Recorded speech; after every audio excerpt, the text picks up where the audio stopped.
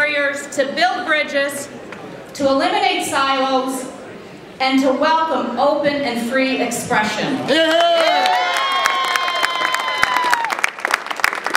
We need to mobilize the people of this province like never before. Brothers and sisters,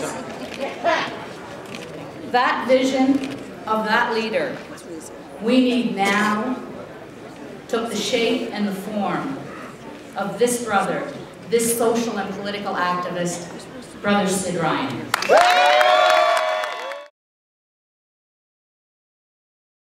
I'll never forget my roots, because from my roots gives me my sense of social justice.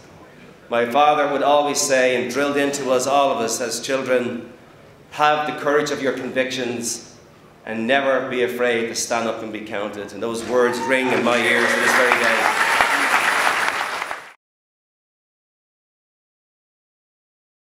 Sisters and brothers, we have a magnificent challenge ahead of us in this union movement. And the first steps that we have to engage in is to say that we're going to leave this room, all of us committed to a non-raiding pact, because we cannot take on those challenges I've just mentioned without having a united labour movement in behind each and every one of us.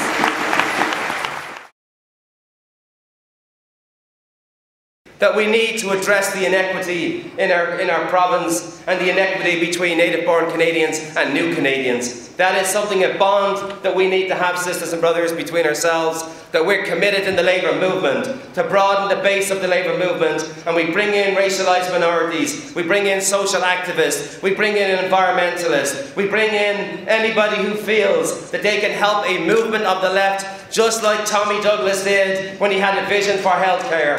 And at that time people said he was a communist and a socialist, and today he's been voted the greatest Canadian of all time. We need, once again, sisters and brothers, to get in behind a positive vision for Labour and send the signal that we'll not be marginalised anymore in this province. And we're going to fight for jobs, for CEP and for steel workers and for public sector workers. And we're going to preserve the services that we've got in this province. And that no government can stand up against the might of the Labour movement when we're united. Public sector workers, construction workers, private sector workers, school teachers. It's the greatest force we'll have, sisters and brothers, in this province.